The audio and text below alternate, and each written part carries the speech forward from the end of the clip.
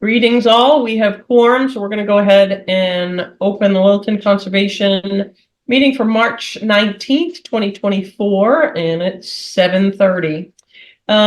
Let's go ahead. So we'll start. Do we have anything that we'd like to add to administrative discussions before we go right into the minutes? Anybody have anything they want to add? Okay. Let's go ahead and look at our minutes from their February 20th, 2024. Does anyone have any comments, omissions, corrections, any of those good things?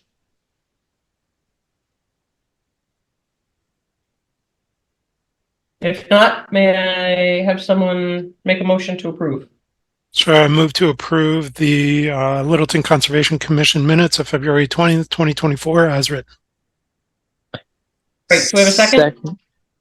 Second. Awesome. Andrew, will you do us the favor of doing roll call? Of course. Thank you. All right. Chase. Chase Gerbig, aye. Kyle. Kyle Maxwell, aye. Michael. Michael Livingston, aye. Sarah. Sarah Seward, aye. Myself, aye. It's unanimous. Okay, great. Let's jump right into administrative discussions. Live signature vote for assistant conservation agent. Amy, can you help us with that? You hear that wording you throw up, Tim? I do. Give me 1 second. So this would be so it's not just me who can provide the live signature for stuff that has to go down to the Registry of Deeds. Tim could do it also. Okay. Which is especially important when I'm like on vacation or something. So Tim, are you putting that up? So that's going to be a oh, okay. Yes. So it's this. This would be the motion, right here. Can't see it, or I can't see it. I can what- see it. Okay, The so rest- I would like to officially put forth a motion for a certificate of vote. Move that the Littleton Conservation Commission authorize conservation agent Amy Green and assistant conservation agent Tim Person to physically sign on behalf of the commission when so directed by vote of the commission. Documents issued by the commission under the Wetlands Protection Act. Let's see, Chapter 131, Section 40, or the Littleton Wetlands Protection Bylaw, Chapter 171 of the Town of Littleton bylaws, including but not limited to orders of conditions and certificate of compliance. Can we have a second? I'll second that. All those in Right. favor? Roll call vote. Chase. Chase Gerbig, aye. Kyle. Kyle Maxwell, aye. Michael. Michael Livingston, aye. You Sarah. can take that down, Tim, and put up the other one. Gotcha. Oh, I'm sorry, Sarah. Yep, Sarah Seward, aye. And myself, aye. It's unanimous. Okay, great. Amy, is that all you needed from us on that? Yep. Okay, great. Oak Hill Cell Tower Stabilization Fund warrant article. Amy had sent this on to everyone. We have article, what we're calling tonight, XX, and then we have article ZZ.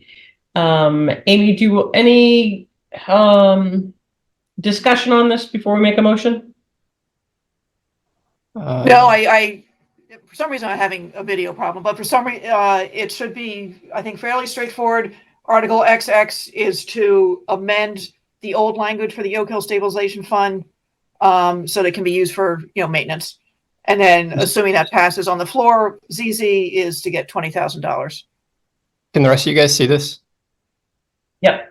So Okay. I'm going to go ahead and make, for this, while we know that there's going to be two separate warrant articles, I'd like to make one motion, but also note that this is not wordsmith in stone yet.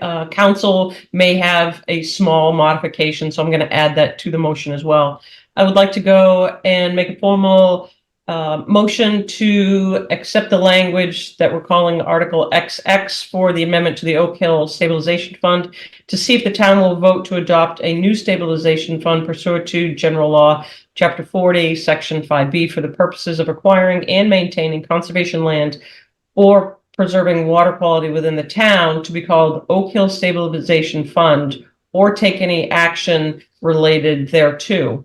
Also in this motion is article what we're referring to as ZZ, which is the Conservation Commission open space budget to see if the town will vote to expend from the Oak Hill Stabilization Fund as established by Article 17 of May 2nd, 2022 town meeting and amended by article, what we're referring to as XX above, the amount of $20,000 to be used for projects under the direction and charge of the Conservation Commission. I would like to have these adopted with the ability to wordsmith minor modifications so related to town council. Do we have a second? Second that. All right, roll call vote. Chase, Chase Gerbeck, aye. Kyle, Kyle Maxfield, aye. Michael, Michael Livingston, aye. Sarah, Sarah Seaward, aye. and myself, I. It's unanimous. Okay, thank you. We're going to jump into the leash law discussion, recommending various leash law compliance levels on conservation lands to select board, part or all of Bumblebee, Cloverdale, Long Lake Park, Oak Hill, or others. Revote needed. Amy? Yeah, there was a open meeting law complaint about the last vote, actually, because the agenda was not specific enough about what the discussion was going to be on. Which is why the agenda item is a little bit long. In the last one, you basically had the discussion about the leash law, enforceability of it, and at that time only moved to recommend to the select board that Cloverdale have dogs be leashed at all times. So I don't know if you want more discussion or pass Well, on it or let's whatever. open it up.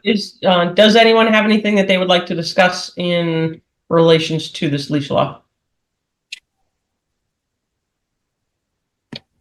I would just advocate for my previous position of including all of these. I know you guys, it was a split vote last time. I would just advocate for recommending these specific areas for having dogs on leash.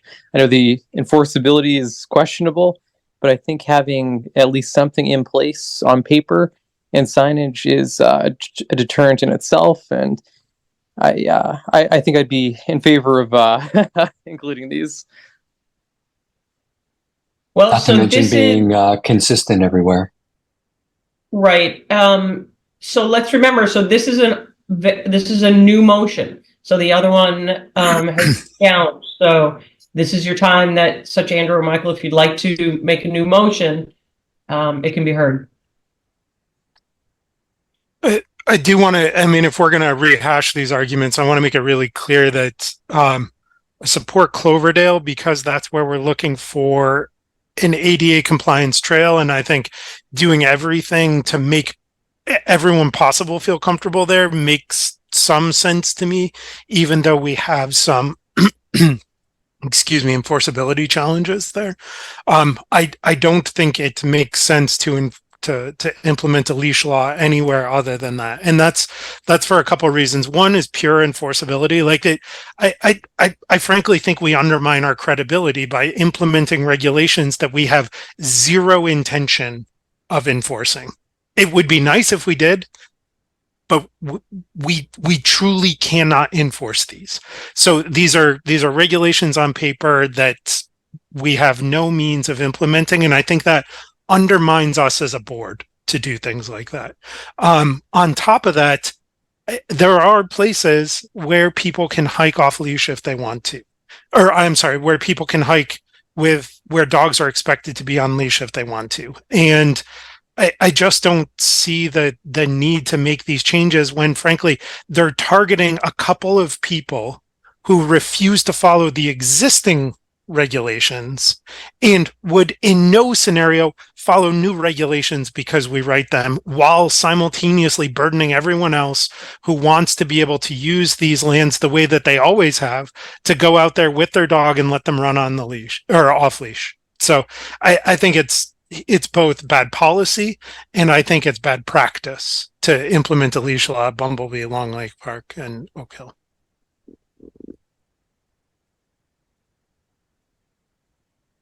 Anyone else have anything they'd like to say? So the floor is open to any motion. Let me try this. Maybe we'll take them the way we did last time. Real quick, Chase, before you do a motion, do we have concern that there's public input on this? Or like, what was the only reasoning that we're redoing this is because it wasn't on the agenda? I'm just a little nervous that we go through this again in 2 weeks. It was on. Oh, you muted yourself. It was on the agenda, but the agenda item wasn't descriptive enough that people reading it would understand what the vote was going to be encompassing. But I don't see I any think- hand raised. yeah. Fair enough. How about it, Chase?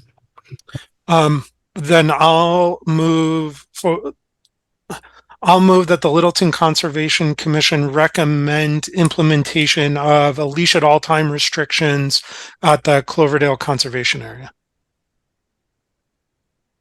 Do we have a second? Second. Okay. All right, roll call votes. Chase, Chase Gerbig, aye. Kyle, Al Maxfield, aye. Michael, Michael Livingston, aye. Sarah, Sarah Seward, aye. and myself, I. It's unanimous. Okay, thank you. And then Sarah, then in the interest of separating these, then I'll put the other three together if that sounds okay to you. Sure. I'll move that the Littleton Conservation Commission recommend to the select board implementation of a leash at all time regulation at Bumblebee Park, Long Lake Park, and Oak Hill conservation areas. And can I say the Oak Hill Conservation Area was just the Sanderson property? The Sanderson area portion of the Oak Hill conservation property. Second. Okay. All right, roll call vote. Chase, Chase Gerbig, nay. Kyle, Al Maxfield, nay. Michael, Michael Livingston, nay. Sarah, Sarah Seward, nay. and myself, I'm going to vote yay. So that was 1, 2, 3, 4 yays and 1 nay. Okay, thank you. Okay, Four next. nays and one yay. Oh, sorry. Whoops. Yeah, I flipped that. yeah. Scratch that. That was. I know you that wanted was- to pass Nice it. try. I mean, what? So that was 4 nays and 1 yay. Okay, let's carry on. 6 Cottage Way update. That was something I forgot to double check today, but basically it is moving along.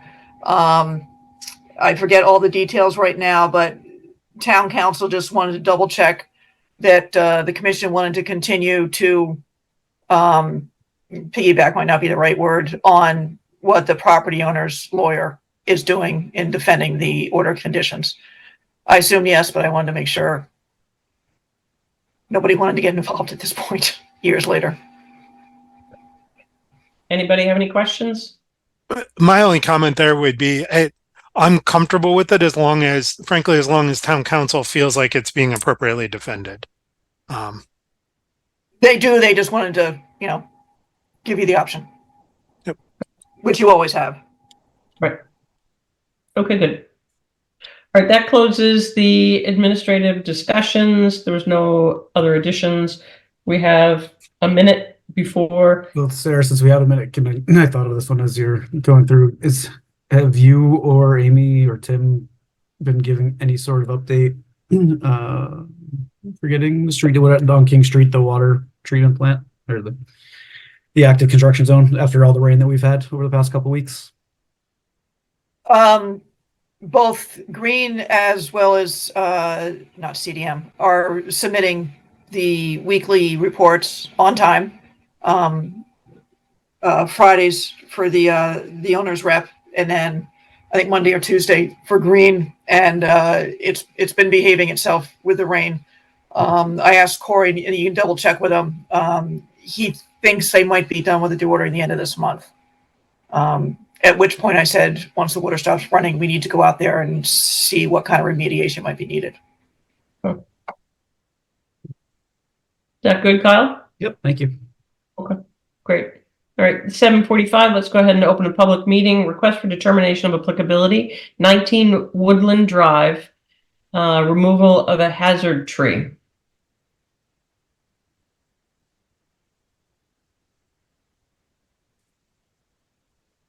I believe the owner is here. Yep, Stephen, you can unmute yourself and speak to this. And then Stephen, if you could just introduce yourself and where you reside, that would be great. Oh, sorry about that. Hey, can you hear me? Yes. Yep, go ahead, Stephen. All right. What would you like me to do? Sorry, I was trying to figure that out. So if you want to introduce yourself with your name, where you reside, and what you're looking to do to just kind of let the commission know why you're here tonight. All right. Stephen Newcomb, 19 Woodland Drive.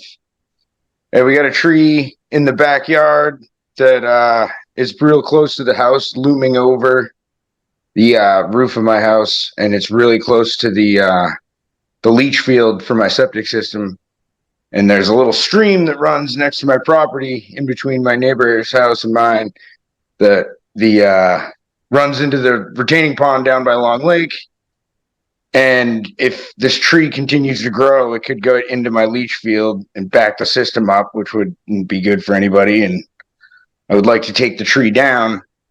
I have a company in mind, and in replacement of the tree that I would take down, I'd keep the bank of the little stream from eroding. I have plant some bushes, native bushes from the area too.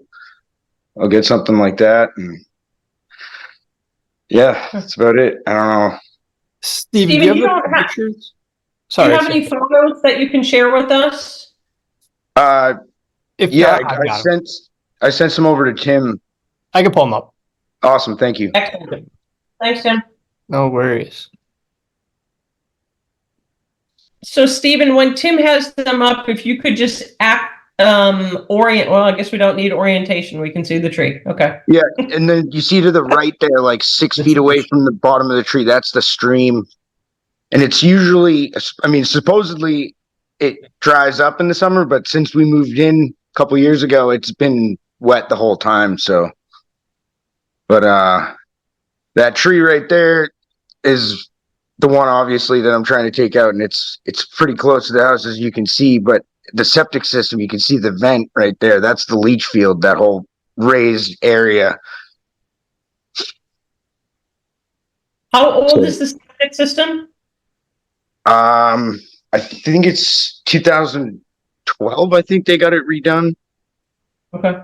There was like a big renovation on the house in 2012, from what I understand.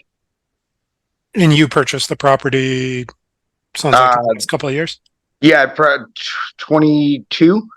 Okay, so a past Title V at that time. Yeah. Mr. Newcomb, can you talk through the approach to removing the tree? I read in the application using a crane to take it out. I wanted to know if you could expand on that a little bit for me. Yeah, so he was going to like directly behind where this picture is taken. Actually, the street runs perpendicular to where you're looking, and they were going to have to. Yeah, that's from my bathroom. But there you go. The street's right there, and he was gonna use a crane in the road to take the tree out piece by piece, because it's too close to the stream. If you tried to drop it or anything, it would mess up that. And it's also a dangerous tree to climb. There's a bunch of dead limbs and looking like rotted spots like up higher. This is what the guy who's going to cut it down said. Anyway, he feels safer about it using the crane. Said it would probably take like 3-4 hours to do the whole thing. They're just going to chop it up and ship it. So I'd have to have a detail on the street, which I'd pay for.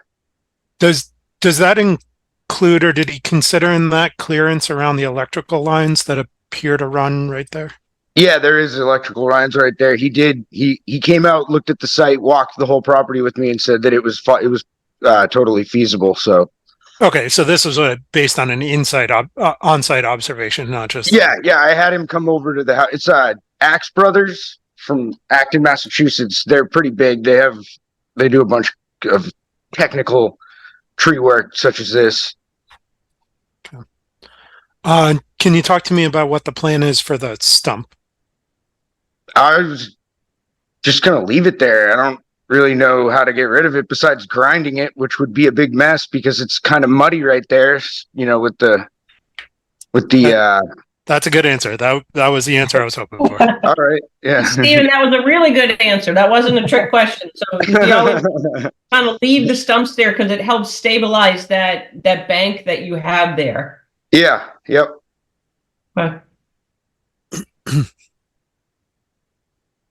So yeah, like I said, the Jake, the guy who's gonna do it, you know, he seemed pretty confident that it wouldn't be a big deal or anything like that. So hopefully we can quick and painless, right? I think I would be concerned with this tree because it's got a fork in it too. Yeah. So I agree that it's a hazard, and its its roots are very, very wet, which makes it unstable. Yeah, if you one of those forks is over my neighbor's house, and then the other one's over mine. But if you scroll over to the one that I took a picture out of my bathroom skylight, you can see a couple dead branches on that. That's what looming over the bathroom every day. A reminder of it, you know.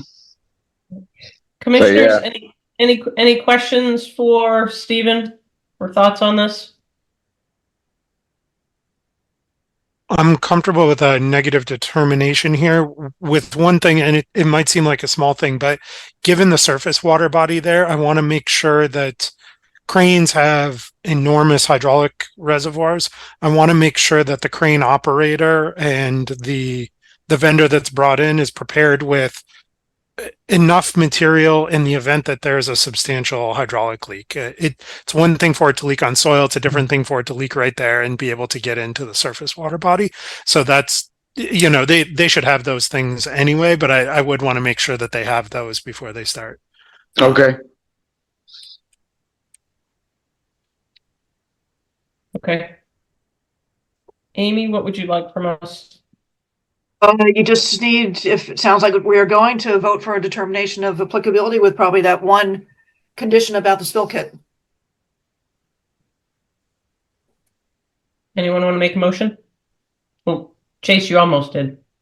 I almost did, but I'm always hesitant here because I never know which number to use. Andrew, however, I'm sure knows the right number. It's going to be a -3 on this one. Okay. Yeah, there we go. And a waiver was also included in this, and you'll need that. Yep. Okay. Someone want to make a full motion with both? Sure. I move for the Littleton Conservation Commission to issue a -3 determination and a waiver under the Wetlands Protection Bylaw for the removal of a tree at 19 Woodland Drive with the condition that the operator be prepared with a spill kit for the crane. Second. All right, roll call vote. Let's see here. Kyle, Max with I. Michael, Michael Livingston, aye. Chase, Chase Gerbig, aye. Sarah, Darcy Ward, aye. Ed, Ed Foltz abstain. and myself, I. So I've got 1, 2, 3, 4, 5 ayes and 1 abstaining Abstaining. member. I was like, how do I word that? All right. Thank you, Stephen. Good luck. All right. Thank you very much. Have a good night. Thank you. too. Okay, so it's 7:53. Our next public hearing is not till 8. Amy, are there any things at the end of our agenda that are discussion items that we could move up? Since they aren't meetings, you could pull up either the lakeshore compliance or the tree protection policy. Is there an appetite for that, or do we want to get an update from Ed on how his meeting was going? What would the commission like? Ed, how was your meeting? My meeting was very heavily populated. There were over 70 people there. And I know that because they made 70 copies and ran out. So it was, she did a fine job, but it was all, you will do this. It's just a question of what. And then there were still some parties that did what they usually do and tried to dictate, but the lady giving the presentation, she seemed very knowledgeable, very open to hearing things, but it was all math. There wasn't any consideration for conservation or traffic or wetlands or any of that kind of stuff. And when the question came up, she basically said, well, that's up to the town to, all she can really do is give numbers, and then the town has to decide where and how and what they want to do. So I'm surprised how many people were there actually. And was it televised as well? Were other people able Yes. to join in on Zoom? Good. They couldn't join in on Zoom, but it is being televised, and there is a survey going to be going out as well online, so people can make their opinions known there also. And was Briefly, that Ed, what was it? What was the subject? The MBTA requirement, or the state requirement, to have 150 housing units around the train station. Okay. So, well, actually, the requirement is much more than that, but because of King Street, we're down to a minimum 10 acres, a minimum 5 units per acre, and a minimum 150 units. That's what she said. So, and whatever they end up, whatever the builder ends up building, obviously is going to have conservation issues, because each of the parcels was, over on Foster Street, they've got various water and other issues. So, but it was well presented. And it will be on available, I assume, through the website, through the town website. So, Thank you, and thank you for going. well, it's something that's very near and dear to me. So, even it's actually around the corner from my house. Where I'm on Newtown, you go down to Hadawan, take a left onto Foster, and you're there. So, Andrew, can I ask you a question that is a CPC question? Can you tell us how much money is in their kind of coffer for CPC?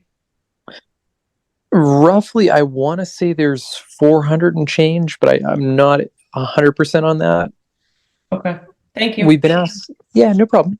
is that $400,000 or $400? $400 would be troubling. Yeah. 400,000. Okay, I'm not used to the big numbers. Sorry. Andrew, is that just the conservation bucket? Yeah, that's just the conservation, and we have been asking for a formal list of all of the various accounts, up-to-date numbers, and we should have that for tomorrow night's meeting of the CPC. And once I get that solid number, I'll get back to you guys with that actual figure. But I seem to recall it was somewhere around like 450. Do you have a sense of what the unrestricted? I don't think they're called unrestricted, but unrestricted funds are. The undesignated. Undesignated. I don't offhand. Let me see if I can pull up the latest list. Are there projects that they are hoping to target, or is it just trying to keep the money in case? Well, I think there's always some that are being targeted, but we're just curious where we are with that. All right, so let's go ahead. We've got less than a minute to go. Let's go ahead and open the 8 o'clock public hearing, notice of intent, 95 Taylor Street. There's not, to my knowledge, a DEP number yet. Construction of a stormwater outfall in the 100-foot buffer for associated 3-lot subdivision. Is anyone here to speak to that? Yes, I am here. Paul Kirshner from Stamsky and McNary. Okay, great. Thank you, Paul. Go ahead.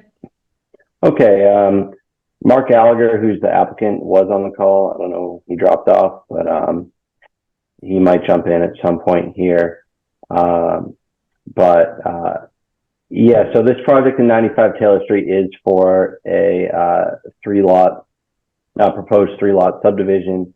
We are going before the planning board in a few weeks on April 4th is our first public hearing with the planning board.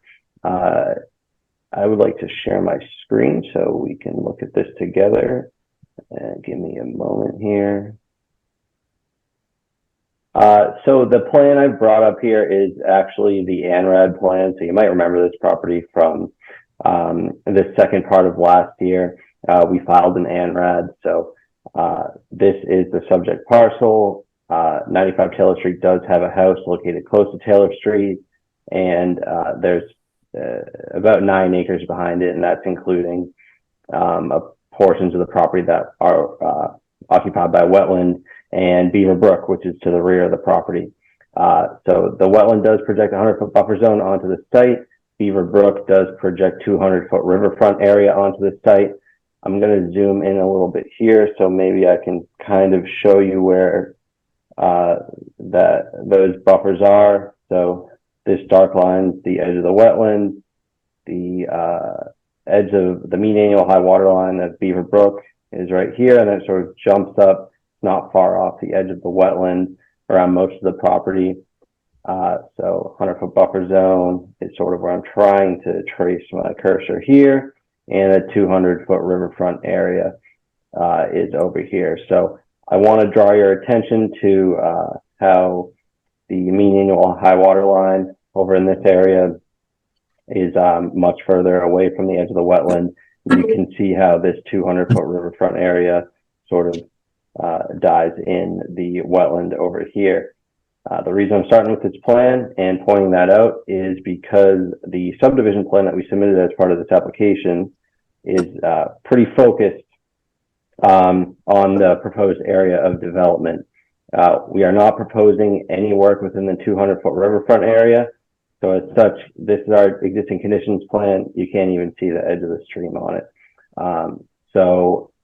This is the 200-foot riverfront area line. As I stated, you can see it ends at the wetland here. It doesn't really end, but for practical purposes, we're already in wetland, so we're not going in there.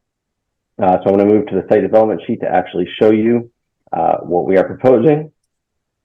This is the proposed 3-lot subdivision. You can see 3 conceptual dwelling lots. We do have a roadway off of Taylor Street. We have requested some waivers from the planning board for reduced pavement width, among other things, in order to reduce impervious surface built as part of this project. We will see how that goes with planning board. But the work within the buffer zone is limited to just this corner over here. So it's hard to see at the scale I was just at, so I'm going to zoom in. This dotted line is the 100-foot buffer zone. So work associated with the development of this lot, we are proposing to keep outside of it. This is conceptual. Things could change down the line, but we would file a separate notice of intent for that if we needed to. Work we are proposing as part of this application is limited to this drain outfall over here. We do have infiltration basins proposed as part of this project. We need to drain them for an overflow. They are designed to infiltrate the 100-year storm, but it's still a good design to provide that outfall. So we have this basin overflowing to a swale here, and then we propose a head wall with a culvert pipe out to a level spreader over here. This area where we're proposing the tree clearing is about 20 by 50. You can see the 50-foot buffer here. So we are staying greater than 50 feet away from the edge of the wetland. It's really not possible to site this outfall anywhere else. We're really about as high as we can get with this outfall. The grade at the 100-foot buffer zone is around 229, and the grade sort of in the this existing house's yard over here is at 231. So it's only a 2-foot drop over a couple hundred feet, few hundred feet. So we're trying to get as low as we can because as it is, this pipe is very flat. It only has a very subtle pitch to it, but we're outside of the 50. So I think that the impacts, considering the 3 lots where all the impacts we are proposing are just associated with this pipe outfall, I think the impacts are pretty minimal. But if you have any questions, please let me know. Thank you. Paul, just as a note of order, so plans, even if we're on Zoom, they do need to be color coded as well, and you can find a code on the website. Okay. Okay, commissioners, questions? Is this water, the water conveyance, is this all conceptual too? I get a little nervous that you're telling us that this plan is fully conceptual. I'm just, No. why are we? No, so that's just the nature of subdivision plans, is the actual houses on the lots are going to be conceptual. You know, we're just showing a generic box here. I only say that in an effort to try to put the commission's minds at ease a little bit, or sort of not to. I'm not going to commit to we're never going to file a notice of intent for this house, but this application is specific to the work associated with the subdivision, which is just the drainage system. So the drainage system will be something that is what we're asking the planning board to approve. Anything associated with the lots, that's a separate permitting process. Thank you. So none of your septics or any of that stuff it's all outside the buffer. It's just that level spreader that's affected? Yep, just this area here that's within buffer zone, and nothing's within riverfront. And there was nowhere else that you could put that, you said, because of the lay of the land? Yeah, it's, you know, you can see that these dash lines are the existing contours. You can see that a great deal of variation, but this property was used as a gravel pit at some point in the past, and they left some hills, but for them, it's really flat for the most part. I mean, you know, the buffer zone's at about 229 at its lowest point. The areas that are actually lower than 229 are within the riverfront area. So we have to go in there in order to get somewhere else. The grade out near the road is at like 231. And, you know, these spots are 200 or 300 feet away. So it's a very minimal grade change. So it's really the only spot we can put this. So can I ask a quick question? So is all the land encompassed in the 3 lots, or is there some land like buffer zone or things like that that's going to be just a common land or in an HOA or such? No, all the land is occupied by the proposed lots. So I'll actually, it doesn't show buffers on here, but this is the edge of the wetland. No, actually, this is the floodplain, which is a little bit up gradient from the wetland, and you know, these are our proposed property lines. So there's no common land; it's all within the lots. And that's all labeled floodplain. I can't see that on that.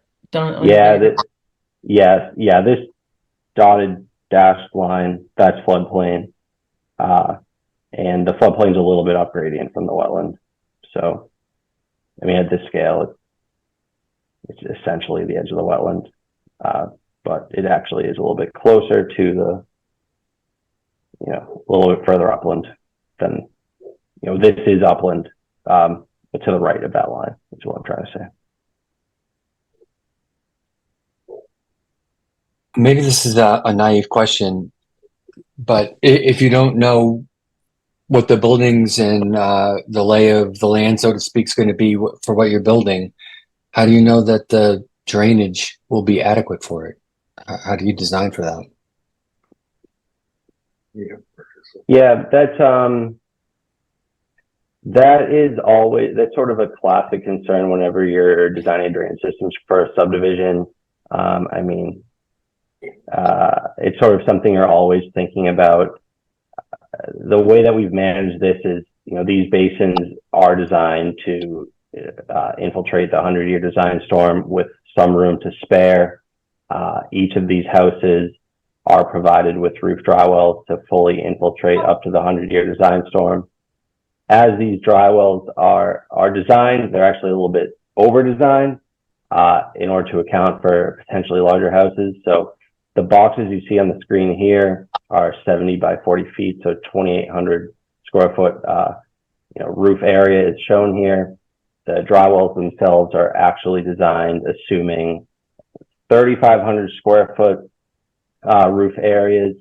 So the roofs themselves will be taken care of, by the roof drywalls. I'm going to go to the detail sheet. If I'm not mistaken, we have a note to that effect. If you build a bigger house than 3,500 square feet, we're going to have to redesign these, make the drywall bigger. And that'll be provided on the sewage disposal plans for the individual lots. So that is accounted for in terms of the roofs. Driveways could be a little bit different, but that's part of the reason why these basins are slightly over-designed. They pave a little bit more than what's shown here. Those are all going to the basins. It's built into the design of the system. All right, thank you.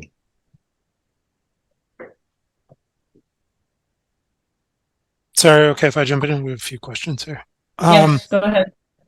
So conceptually, up to the 100-year design storm, the outfall that you're constructing will never discharge, correct? Do I understand? That is correct.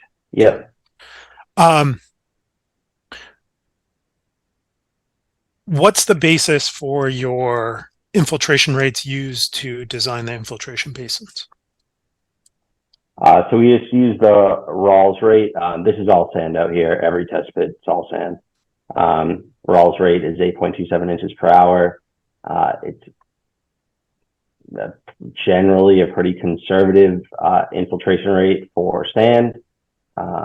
This is sort of a mixed bag between medium and coarse sands out here. In reality, I didn't run an infiltrometer test or any sort of infiltration test other than perk tests for the septics, which are all less than 2 minutes per inch, which is as low as you can get. Didn't run the infiltrometer because most reviewers are expecting you to use Rawls anyway, because those numbers are conservative and they generally they're going to account for any variation in the actual particle distribution of the sand where your basins are sited. And what have you done to account for fouling of infiltration basins and clogging? I'm sorry, I'm not sure I understand. It's really nice sand right now, right? What I'm getting at is we permit a lot of infiltration basins that look like crap 5 years later. So my expectation here is that you are not looking at the infiltration rate of pristine quarry sand. It's not relevant. That's not your design condition. The design condition is the infiltration rate after these infiltration basins have seen sanding of the driveways, have seen miscellaneous runoff, have seen clogging from growth in them, and that's the infiltration rate that I want to see here. Otherwise, these things are just going to end up discharging. Yep. So in terms of, we have area drains proposed to capture runoff from the pavement. We're calling them area drains. They're deep sump hooded drop inlets, so they will have sumps to remove sediment. In these two basin areas themselves, we have sediment forebays, which will further remove sediment. And we also have pretty substantial specifications on the maintenance of the infiltration basins, and they got to be checked. They got to be cleaned twice a year. Sediment forebays are 4 times a year. So, I mean, the number. With all due respect, it is entirely naive to think that 3 individual property owners are going to do any of that. And I'm not interested in design based on things that just aren't going to happen. Yeah, I mean, the number that we've used for infiltration is already conservative. So I think to go even lower would be.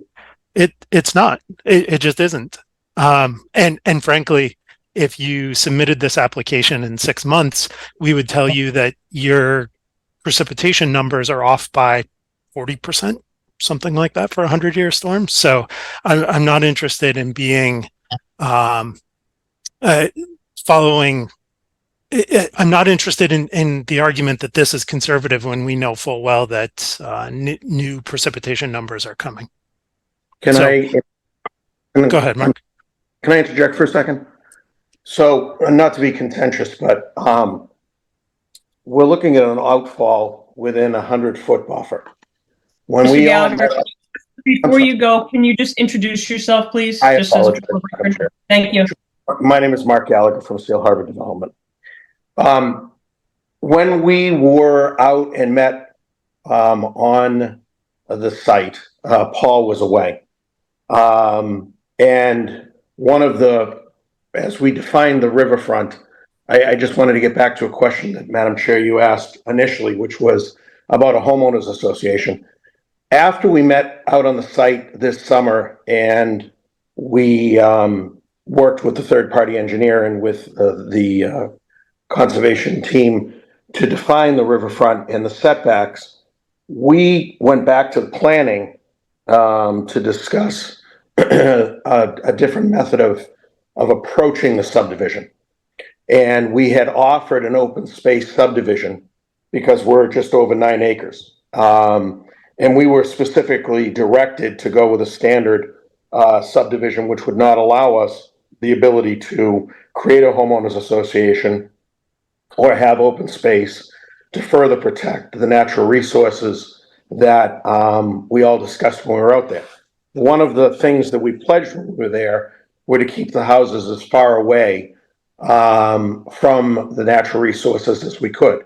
And I believe, although we did not win the battle with using an open space, which I think would have been a better development because we could have even further lowered the amount of impervious, we were able to work with the planning board to reduce the road width, the road length, because there are only 3 homes out here, and a lot of the other items that cause impervious. So we did try, and some of the feedback that we got was that in terms of the open space, it's not connected to any other open space in the town. There's really no conservatorship to be able to give open space to. There was no way that we could achieve the goal of having open space, which was one of our goals. So I just want, all of the board members to understand that we did try to go in the direction that we talked about when we were out there this summer, but unfortunately, Littleton only has a couple of different avenues for us to work with, and the board did make the decision to go with a standard subdivision. That's the reason why we don't have open space today, although that's something we discussed this summer. Secondly, when Paul wasn't out there, we have all sand and gravels, and as Paul said, there's several, different. We did extensive testing throughout the entire property in the areas of all of the, recharge areas around all where the proposed buildings are. And we also did, obviously, perks and deep holes for a much larger, what we thought was going to be maybe a 5-lot subdivision. So we've done a lot of testing. And the material out there is really excellent. We all understand that 6 months from now, a year from now, the tables could change on the amount of these rain events that we get that are significant, but we can only design around the tables that are available to us today.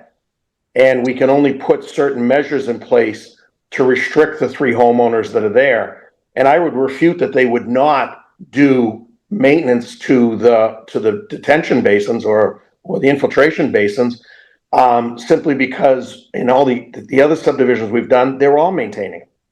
So Mr. Gallagher, you're telling me that this maintenance plan calls for the property owners to sweep their driveways 4 times a year, and you fully expect that these property owners are going to sweep their driveway of debris 4 times a year to prevent falling of the infiltration basins? I'm not a police department.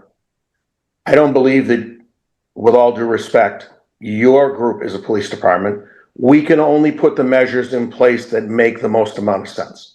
I can tell you, 100% agree, and expect designing based on something that isn't going to happen is not good sense. Okay, but from an engineering perspective, I don't know what you're suggesting, that we find some, and I'm not being rude and I'm not being sarcastic, some method of determining that somebody doesn't maintain their recharge areas, and 5 years from now there's overgrowth and there could be sedimentation. What engineering book are we going to refer to find those, and where does it say in your rules and regulations that we have to use something outside of what is the norm. I mean, I'm all for doing the right thing, and I think I've proven that in what I have done. But we're not a police department. I'm not really sure how Paul can answer your question when you say 5 years from now, you don't have perfect sand and gravel. We all agree. Maybe some sedimentation gets into the ponds. Could happen.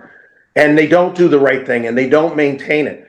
Okay. So wouldn't it be more proactive for conservation to put restrictions on and have rules and regulations that are more consequential? Because as a developer, how are we going to plan for that? And what book are we going to look to meet your criteria that you're setting forth today? This really isn't that complicated. I'm happy to direct them.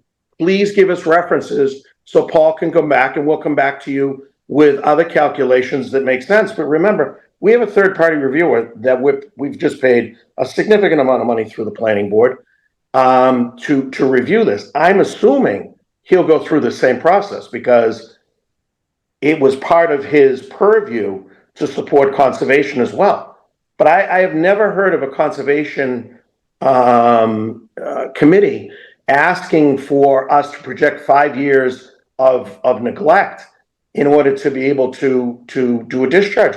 I believe Sampson McNary has met the requirements. I was going to say minimum, but not, because he's already said he oversized the basins. He's oversized the roof drains. What more would you like him to do? And could you give us a reference? Chase, what we need to do is to keep going. I would like to see if any of the other commissioners have questions for Paul or Mr. Gallagher. Sure. Thank you, Madam Chairman. You noted at lot 3, it was primarily gravel. I think you said it was a gravel pit or something. So does that mean that there will be less infiltration there? It'll run down to the swales more than it would in the lots that are sandier? When I say gravel pit, that's just it was lot 3. It was a quarry. The entire property was used as a gravel pit, but I really just mean that to say that they excavated sand and gravel out of this site. Coarser material is actually going to result in less water running off site, and more of it's going to go into the ground. So, I mean, there is some variation in the material out here, but it's actually quite variable, but ultimately it's all very porous, very little runoff. But how much of it will be impervious with the driveways and other stuff? I'm just wondering, you've got the it kind of sounds like everything's being designed to drain down to the swale, and which is cool, that's what they're for. But that means the fertilizers and other things will drain down in there, and if the swale fills up, that means that those things will then go follow that pipe down to the level spreader. So I'm just wondering, did you account for that? Or if so, how? Well, we have designed up to the 100-year design storm, as I've said, which is really the max. I mean, that's the highest rainfall storm that you're required to design for. We've designed this to infiltrate the entirety of that storm. Okay.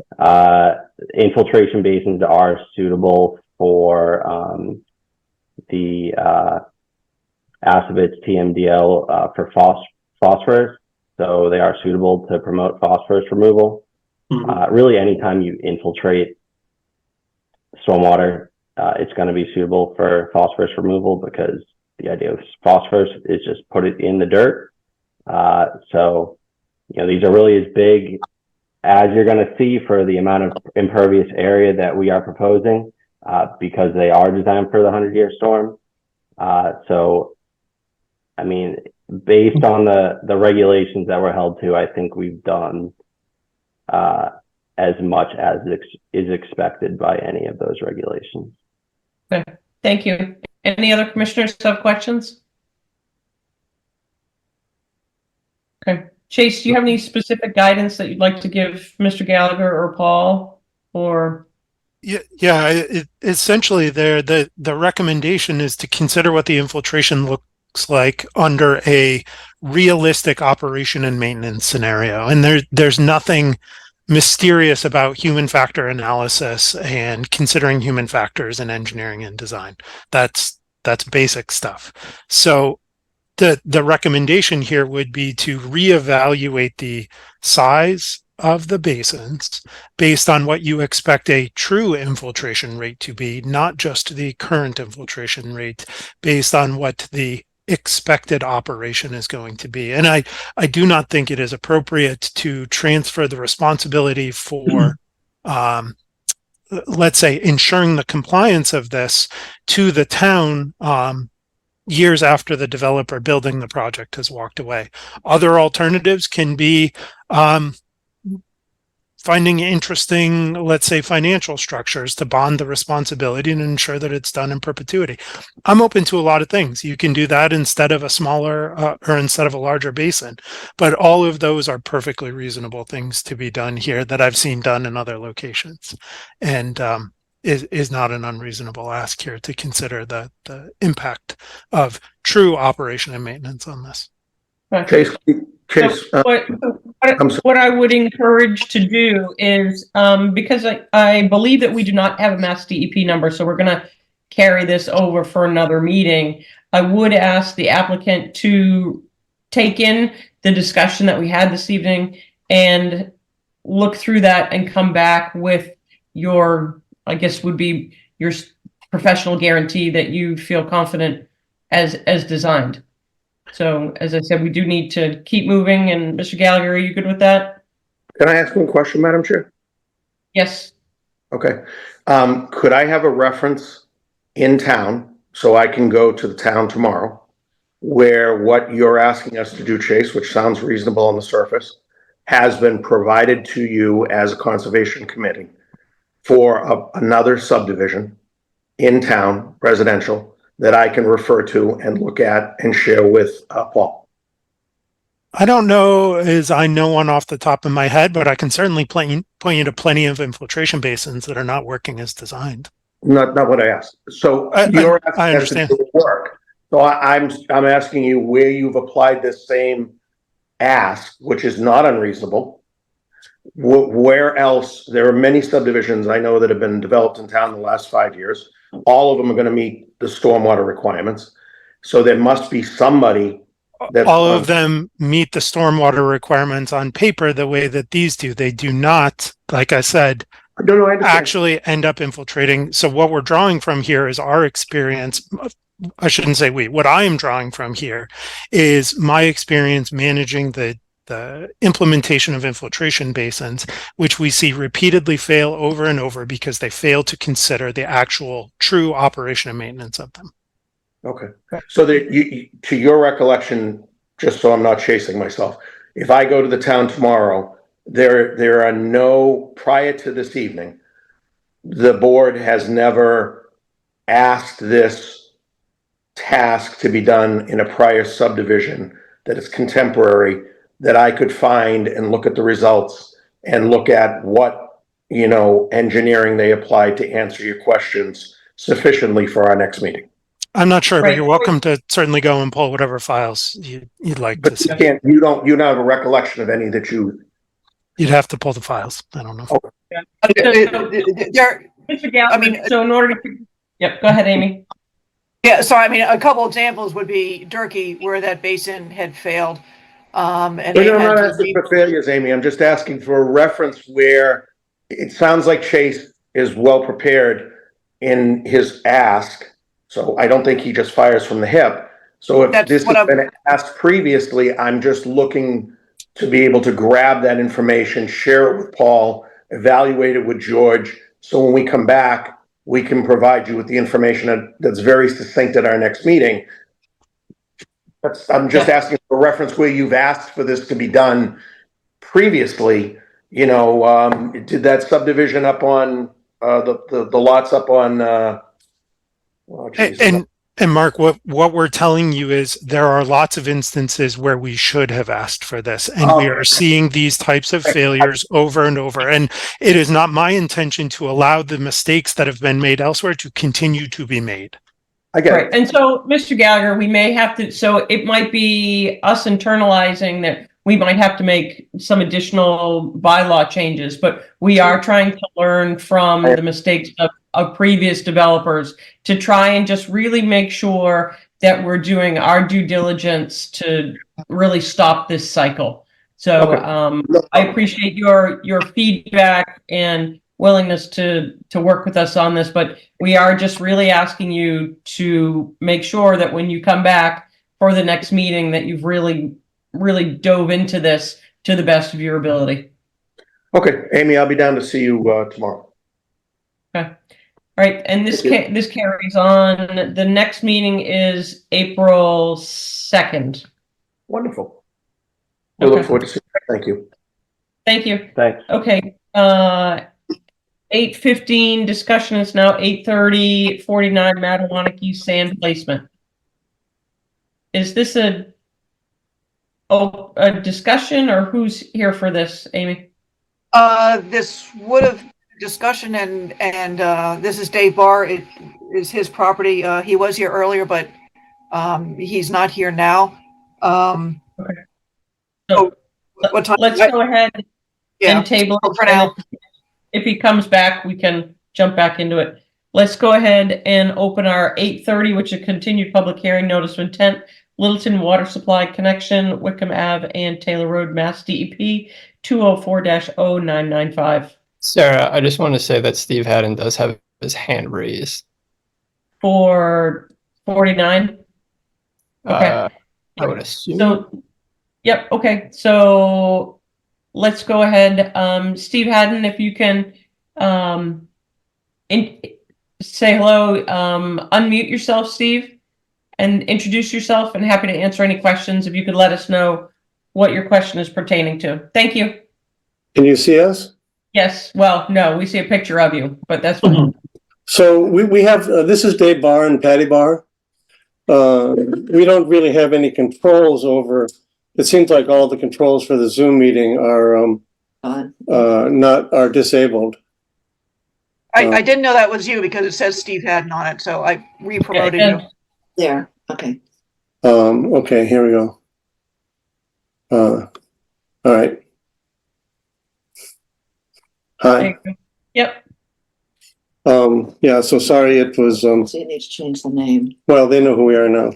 Yeah. Hi. Okay, so you're here for a discussion and sand placement. We are all ears. Oh, yeah, so this was actually a complaint that went into DEP about putting in sand, sort of a beach nourishment thing, actually December of 22. And by the time I got out there, it had been completed. And that's when we started the discussions of the whole lakeshore compliance thing, to grab everybody who's doing this at once. And it just slid for more than a year because, you know, we haven't been able to get that piece of it moving. So, you know, DEP is dinging me every now and then to find out what's happening about this. So I think it might be time to move forward, either ask for after the fact filing, do an enforcement order, say it's nothing that needs permitting, but come to some kind of decision. So as I understand it, the DEP had been told that we were putting sand in the water, and we had machines in the water to do that. And Amy and Tim came out and they saw that we had put sand down on the beach, but we hadn't put any sand in the water. We didn't have any equipment in the water. But that was during drawdown, so it's probably underwater as the water stuff comes back up, and it will certainly work in the buffer zone. So, you know, it's a whole question of how the Conservation Commission wants to handle this. So, Are there, excuse me, Mr. Bart, one moment. Are there any photographs, Tim or Amy, or Commissioners, how would you like to proceed with this? I don't have a photograph. Okay. I don't think I have any. I could check while you guys are talking, but Okay. Commissioners, questions for the bars?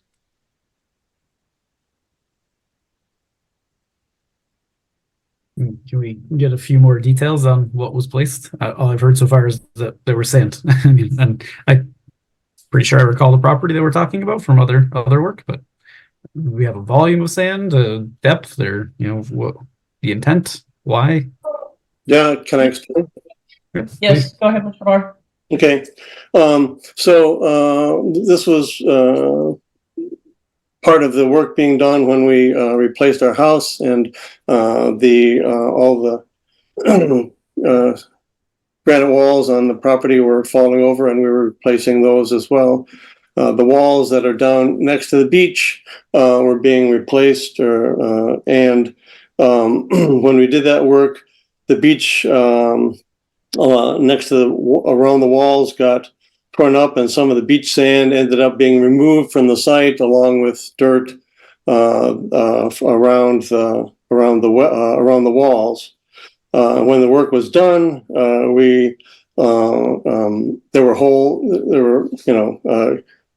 trenches there from working on the wall and the dirt that had been removed, and so we brought sand back in to restore the beach to its original condition, and we basically put the sand where it had been. The holes had been created along the walls, and while they were doing that, they smoothed out the rest of the beach. The beach area had been used as a staging area for the stones that were put on the wall, and so it was kind of also torn up, and so they smoothed it all out, but basically filled in restored the beach to what it had been, and the holes that had been created in working on the wall were filled in.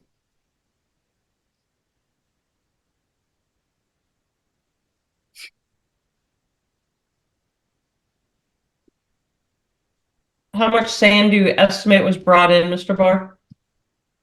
I don't really know. Couple of loads. I mean, they basically replaced what had been.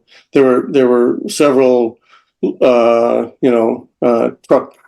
I mean, not truck loads, but several trips of trucks. The sand, dirt removed, and several trips of trucks that we brought in. They weren't like dump trucks full. I can't tell you what the actual amounts were. I think that would be helpful for the commission to know if it was a 1 ton or if it was something as large as a triaxle, which I know you can't get in there, but I think that would be important for the commission to know. Yeah, I think it was probably a couple tons. Commissioners, questions? How would you like to proceed? I know that we've been in different conversations now with beach nourishment.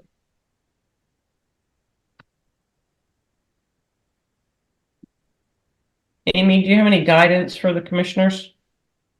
Well, it doesn't sound like this was actually beach nourishment per se, but restoration after construction. But, this amount of work, I don't believe was considered in the original notice of intent and order of conditions. Okay. So I don't know, potentially you could either call it a minor mod to that order of conditions or an amendment to that order of conditions. My suggestion would be to move this conversation to the next meeting and either do a site walk or have someone bring photos to the meeting so that we can understand more intelligently what's going on. What would the commission like to do?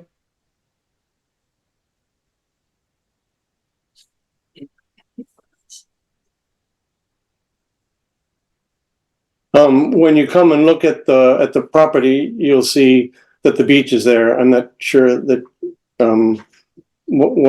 you know, and I can send you pictures of that. You'll see that the beach is there.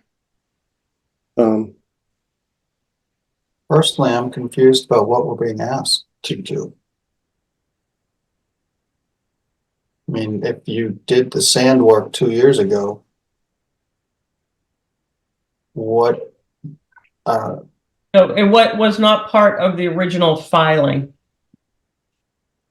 So the work may not have been authorized had it been on okay, the application.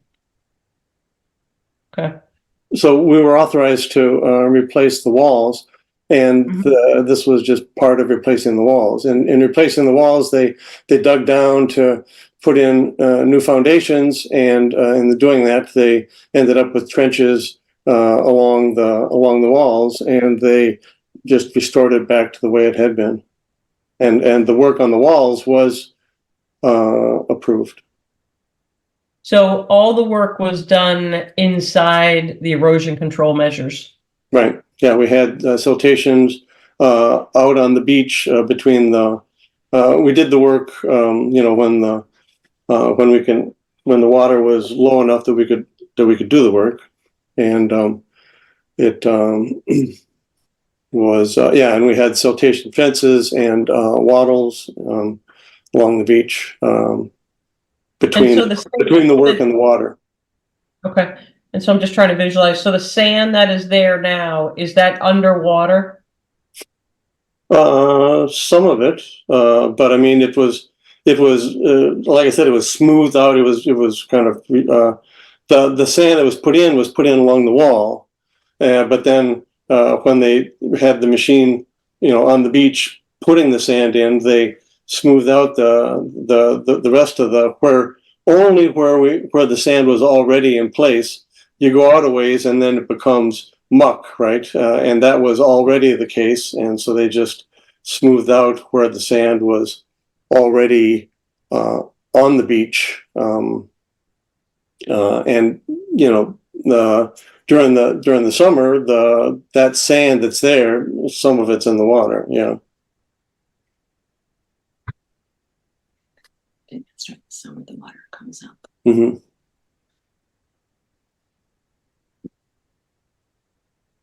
Commissioners, what would you like to do? So just to summarize, does it come down to, you know, the material that was removed was simply part of the construction process, and it may not have been noted in the original conditions, just as an oversight? I mean, it seems reasonable to restore everything to the condition it was before after repairing the wall, or so it seems to me. Yeah, I agree with you, Michael. I guess it's a matter of if that's what happened, right? I think that's what we don't know, and that's what it sounds like, that they're being SDP was told that that's not what happened. Is, I guess, the way. So I think without seeing the final product in terms of with the erosion control there, we need to make sure that the work that was done was within the filing and upland of the erosion control. So I could see how it could be questioned, because if there's sand that is now in the lake, we would not have permitted a project that was at that watermark. Well, the sand that's in the lake was already there. They just smoothed it out. We did permit that though, right? Because we let them do it during drawdown. So yeah. They already did work that is where the high water level is. We know that, and we worked with them and asked them to do their work during the drawdown so that it wouldn't affect the water. I mean, beyond calling this a minor modification based on that sand was brought in, I don't know. I really don't know how. What do we have to stand on that says that they placed sand further into the beach area than was there before? And that's sort of what we were just trying to figure out, and maybe it's not even a modification. Maybe it's just a clarification of the work. Sure, restoration should be part of all work, right? So if that's Yeah, this is just a little, messier to a degree because of the lake level rising and falling. But I can't remember when I was out there, over a year ago, if the erosion controls were still up when you were doing this sort of regrading, smoothing. No, they weren't. They Certificate of compliance, Amy? Not yet. Okay. All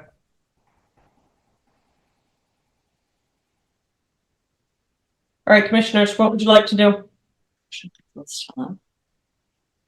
no, there aren't. I would ask that if there's a commissioner that can go out on site, or you bring photos to the next hearing with the applicant's support, I would encourage continued discussion at the next meeting. Yeah, I mean, I can just mention that some additional masonry was done this recently in one corner of the beach wall, and we reinstalled the erosion controls, the siltation fences around that work to make sure that it was in compliance while that work was being done. Amy, if you can, if you or Tim, ideally, or both, can coordinate with Mr. Barr to go out on site, that would be great. Yep. Sure. Okay. We're going to move on. It's now 8:46. Okay. So Thank you. for joining us. Yep. All right. So we're going to go ahead and open the 8:30 continued public hearing, notice of intent, Littleton Water Supply, Whitcomb Ave and Taylor Street, Mass. DEP 204-0995. Hi, good And evening. so- Tara McManus from Weston Sampson. Looking for Kevin McKinnon possibly, as well as Thank you. Corey or Matt. That should be in. Perfect. And Sarah, before we begin, I'm just going to recuse myself because my brother is with the water department. Okay. Thank you. And also, I just wanted to double check because Carl's not on this meeting. We're not presenting any new information for this project. We just want to give you an update that Natural Heritage is further delayed and we're probably not going to Okay. get a letter for another couple months. So I just kind of wanted to make sure if you needed Carl here for anything, didn't want to lose him for the next meeting when it counts. Okay. Great. So if you want to just do a quick update with basically what you just said, that would be great. Okay, great. Thank you. So we were requested by Natural Heritage Endangered Species Program to conduct another pumping test. And MIPA actually indicated to us that we could not go for another extension.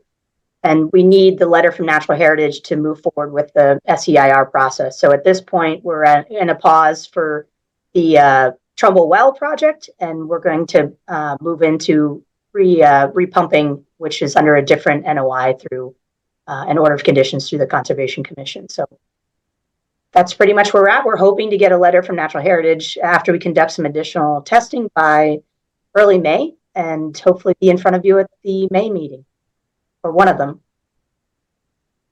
Okay. Thank you. And when will the pumping occur? So That's we can actually talk the next on the agenda. That's the next agenda item, so. Sorry, I knew that. Okay. All right. So we will move on to, if there's no further discussion, we will move on to 8:35, request for minor modification, digital property, new source approval, Mass DEP 204-0944. Request is for additional pump tests. Great, thank you very much. Again, Tara McManus from Weston Sampson. I've got Kevin McKinnon here, our hydrogeologist, for any questions if you have any additional info you need for the pumping test, and then Matt Silverman from Littleton Water. So as just indicated, we are required by Natural Heritage. They've requested for additional information. There are some concerns with the Blanding Turtle as far as the impact that the potential well may have on those. They've requested that we do an additional 5-day pumping test. If you recall, when we were approved back in November 2021, we received approval to conduct a 15-day pumping test. The time period for that was dictated by Mass DP Drinking Water Groundwater Group. That's scheduled for timing-wise, usually in August and September, normal time period where it's significant drought. At that time, the ephemeral pools that Natural Heritage isn't concerned about were actually dry. And right now they have water in them. So they'd like us to conduct a pumping test immediately and kind of check out the indicators and, potential impacts, what they may be for the similar test, exactly what we did before. It's just going to be 5 days instead of 15. We're monitoring those with piezometers. We have data loggers. We're checking against stormwater as well as rainwater and other impacts. The data, we're going to collect it all very similar to what we did before. This time, we're actually going to just meet with Natural Heritage and present the information, discuss with them any potential turtle impacts, and then hopefully at that point, they can determine the project's insignificance or impact if there is a take or any other concerns that they have. The intent for them is to issue us a additional, it's going to happen one way or another. They're likely going to require the Littleton Water to continue monitoring for the next couple of years once the well is constructed. But in the meantime, the goal right now is just provide them with more data so that they can review a little bit more. Tests will be conducted the exact same way that we did before. There was no issues with that. It'll just be, again, 5 days, same pumping rate. I'm going to just bring up a map here just to refresh everybody because I do feel it's been a couple of years. And just kind of show everybody where we're going. It was several meetings, I believe, a couple meetings we had, a couple years back, and we had actually readjusted the location. Initially, here's the well. I know you're all very familiar with our site here. But in this case, this blue line here represents where we're going to be running hosing to discharge to Beaver Brook. And very similar to what we did last time, we're going to be using an energy dissipator. We're going to be pumping directly into a sedimentation control bag. It's a continuous pumping rate for 5 full days. We may do an additional day if needed. But the intent would be to do exactly what we did last time. No impact occurred last time that we conducted this as well, and just contain the discharge of this pumping rate, which is about 180 or so gallons a minute. So we're just letting you know that this is an intent for the water department to go back out there and start work. Our hope is that we can get permission if we needed it in the first place. I know we have an order conditions now, but we just wanted to reiterate the workload and make sure everybody's aware. If everything's good on your end, we're hoping to start this pumping test this Thursday, actually. Okay. So, Amy, what do you need from us? I would think if you'll agree that just approving this is a minor modification, it isn't really different than what they did before. I was out there 2 or 3 times in the last pump test, and I agree. I didn't see any issues at either end, discharge or intake.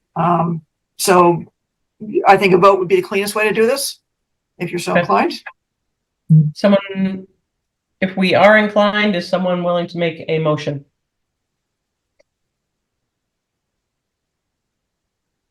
Sure. I will. Before I make a motion, Amy, I know a question for you on, I guess, the paperwork aspect. Good for them, I guess, in the long run that this order of conditions is still open. But what is the paperwork going to be like when they are requesting a second order of conditions at the same site for the actual construction work? Yeah, 204, the pump test number 204-099, whatever. Yeah, 944, sorry, is still open. So if it's a minor mod, it would just be a letter and basically put that in the file. Their DEP doesn't like 2 orders conditions on the same property for basically the same thing. Like if someone's trying to do one kind of subdivision and then some other kind of housing. These are 2 projects, well, at least in terms of time, where even if you end up denying the well, the pump test would be a separate project. And you're going to be seeing something similar on Cloverdale, where there's going to be kind of 3 projects at the same time, none of which rely on each other. So you can have the 2 order of conditions, especially for something like this where you're doing testing before doing the final implementation. Okay, thank you.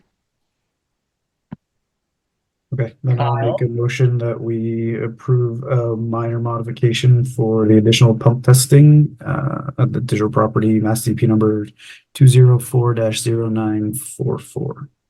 Second. Andrew? Oh, Andrew's not here. Let's do a roll call vote real quick. Kyle? Kyle Mansfield, aye. Michael? Michael Livingston, aye. Ed? Ed Foltz, aye. Myself, Chase Gerbic, aye. And Sarah? Sarah Seward, aye. Very good. It carries 5-2. Okay, thank you. Great. Okay, next is the 48. Andrew has returned. Okay. Oh, I was going to request- say, Request for extensions and minor modification, Long Lake aquatic invasive species removal, Mass DEP 204-0438. You'll see that we have three of these coming up. You might want to maybe, I don't know if you want to open all three at once or not. That's up to you. We're going to just do it separately. Yeah. So Amy, do you want to talk about these, or we just want to make a motion? I believe there's some folks here who can talk to it for this one and for the other ones. This one at Long Lake, they're asking A, for an extension, which is fairly straightforward, and B, a minor mod that would include mechanical and physical controls, not just the herbicides. How long are we looking for? Is the extension being requested for? 3 years. Okay, thank you. Is anyone here present on Zoom that would like to speak to this?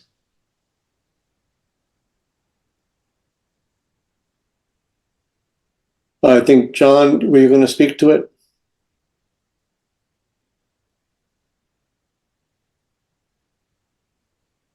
He's trying to unmute.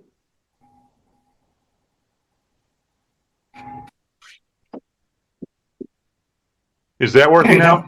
Yeah. Oh, good. Thank you so much. Appreciate you having us tonight. We are looking to extend the permits, but also expand them. John, can you quickly just identify yourself and where you reside? Certainly. Please? Thank you. I'm John Folsom. I'm the chairman of the Clean Lakes Committee in Littleton, and I live at 21 Lakeshore Drive.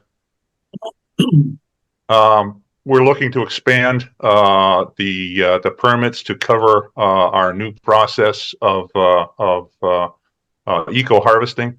It's a way of actually drawing the plants, so the invasive aquatic plants that are in our lakes out of the lakes to remove remove them from the water stream. That'll be an improvement over the past where we've just usually used herbicides.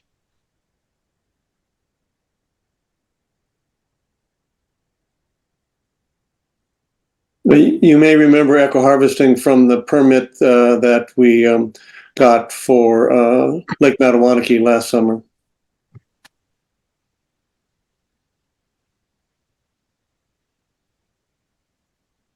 Okay, does anyone have any questions?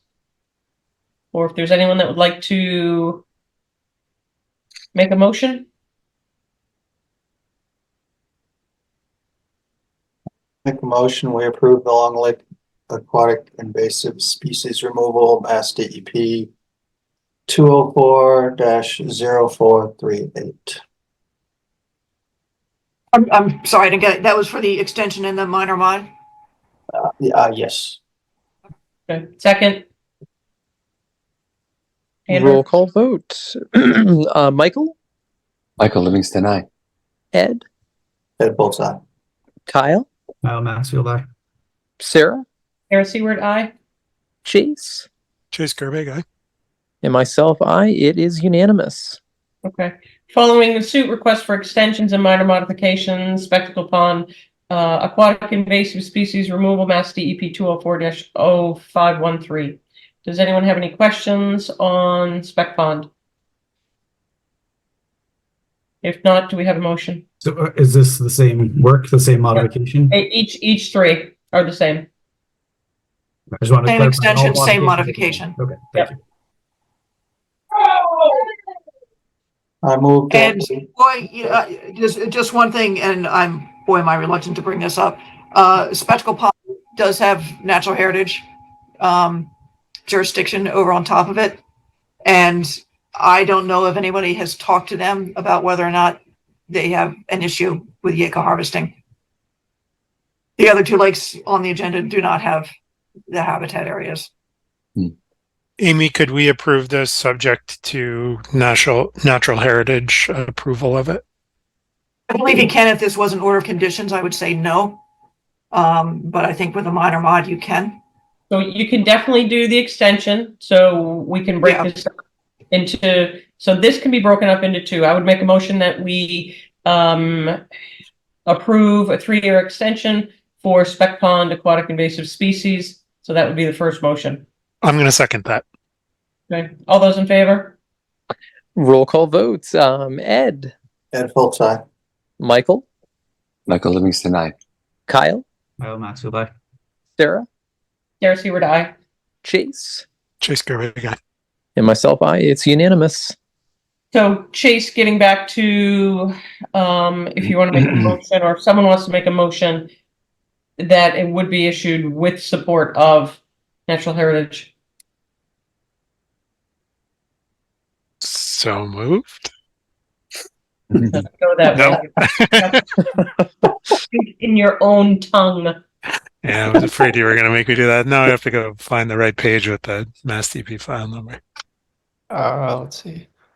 204-051. 513. Okay.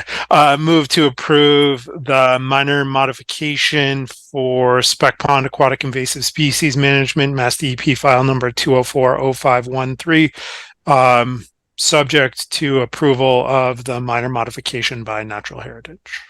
Second. Roll call votes. Michael. Michael Livingston, aye. Ed. Ed Fultz, aye. Kyle. Kyle Maxwell, aye. Sarah. Sarah Seward, aye. Chase. Chase Gerwig, aye. And myself, aye. It's unanimous.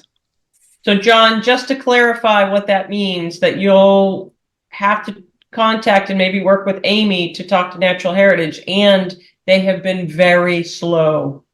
We understand it's at least a month lag. If you had talked to the water department, it might be even longer. You know what? Here's what I might be willing to accept here. To the extent that Amy's able to get someone on the phone with you at the same time, I would be perfectly fine with Amy was there to hear it with you, John, and they blessed it. I just want to make sure we're moving forward. I don't know if others are comfortable with that, but. Yeah, that's great. Yeah, We won't I have the just work have- done. We won't be doing the work until late July, perhaps. Okay, great. All right, let's carry on. Request for extension, minor modification, Doleful Pond aquatic invasive species removal, Mass DEP 204-0582, modification and extension. Do we have a motion? This is the same as the Long Lake. It is. Okay. I move that we approve the request for extension and minor modification, Doleful Pond aquatic invasive species removal, Mass DEP 204-0582. Second. All right. Roll call votes. Michael. Michael Livingston, aye.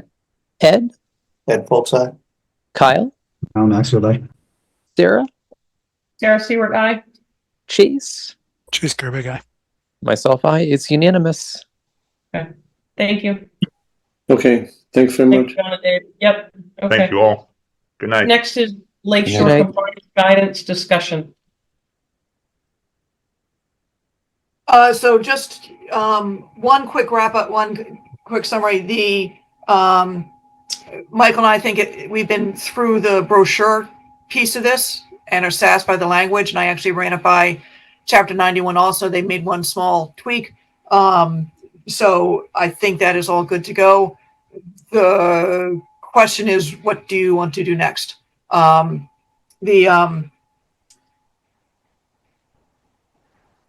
question is, would you want to do a policy, which is similar to what Stowe and a couple other towns have done, specifically regarding docks only, not any of the beach nourishment piece of it, so that either if someone comes in and they have an unlicensed, unpermitted dock, if they come in to do something on their house or something else, they would need to bring the dock into compliance, or they could just go ahead and do it. So there could be a policy on that, which I distributed a while back. And then if there's any other, I don't know, issues or thresholds that the commission wants to consider, like, if the dock is, one of DEP's threshold is 600 square feet, which is pretty big. But for example, if the dock is less than 600 square feet, then they can do this as an RDA. And the whole sand dumping, beach nourishment type stuff is kind of a different issue. And with that, I'll say I wasn't really thinking you'd actually get through tonight, so I didn't expect to have this conversation. Well, I also think it has been a little bit, and so I don't know if people are ready to discuss this or if we want to move it to the next meeting, but the timing is really important on this. So I think that we should not keep kicking this can down the road. Well, I think about now is when everybody's getting ready to put their docks in. Yep. So if it seems like a good moment to raise awareness one way or the other. Catching them as they have work done seems like the best way to go. Otherwise, what do we have to go around every lake and start looking for docks to have permitted? I mean, it doesn't seem practical. So, yeah, and that would not be the volunteers to do. Yeah. Yeah, if someone volunteers to do it, fantastic. Otherwise, the next time they're permitting to do something, they need to get caught up. It seems very fair. Okay. Amy, do you need a motion for that, or what would you like? No, so why don't I make sure that I send around the latest and greatest for the April 2nd meeting. I don't know if you're ready to vote on the brochure, if you want to take one final look at it beforehand, because then otherwise I can print it and stick it out on the desk at the very least. I thought it looked fantastic. Yes, you do. The last iteration I looked at looked great as well. Okay. I would say let's go ahead and go with the brochure as presented. Okay. I mean, my original intent was to send it to all the property owners, and I think that's just going a little far. But we can get it to the water's edge. We can put it in some of the kiosks that are around and just have it up on the website. Definitely on all the websites for all the lakes and I would say building department, but also conservation site as well. Yeah. Yeah. And ask Conservation Trust if they would put a link onto theirs as well. And we could also circulate with the the lake associations and what have you. And that would be the main. Ask for their good faith. Yeah. Okay. Okay, the next is tree protection policy discussion.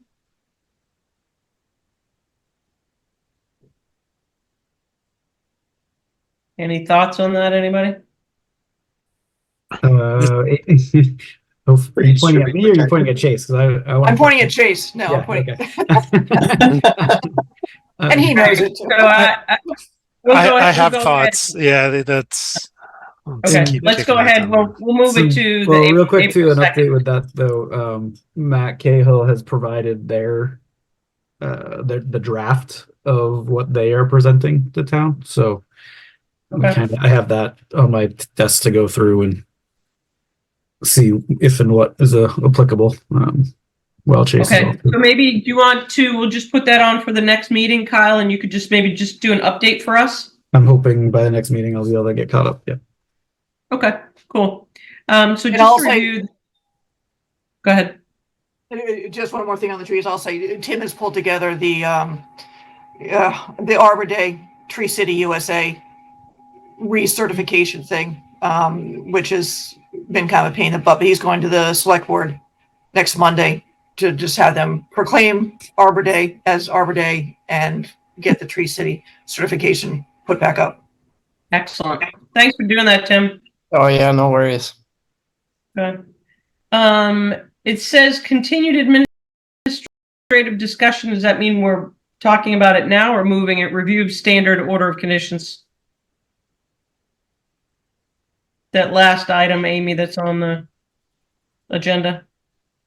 I don't see it. Yeah, you have a different agenda. Tree policy is the last one on my agenda. Really? That's interesting. Yeah, same for me. Huh. Okay. Every now and then I send you a separate one, Sarah, just to see if you're awake. So Read it. Okay, so I think that's it. It's now 9:10. Can I have a motion to adjourn? And our next meeting is April 2nd and 16th. Oh, Sarah, before we close out tonight, I was able to find the latest CPC numbers if you guys want to hear them really quick. Yes, please. Sure. So it looks like in undesignated, by the end of the fiscal year, we'll have about $468,000. In community housing, we'll have $505,093. In historic, we'll have $310,779. And in open space, we'll actually have $766,324,000. And this is before any of the projects proposed at the upcoming town meeting will be taken out, essentially. That's great. I appreciate that a lot. Thank you. Okay. No problem. It's 9:11. I make a motion to adjourn Second. today's meeting for March 19th, 2024. Second. Roll call vote. Michael, Michael Livingston, aye. Ed, Ed Foltz, aye. Kyle, Maxfield, aye. Sarah, Sarah Seward, aye. Chase, Cheers, Gerber guy. and myself, I. We're adjourned.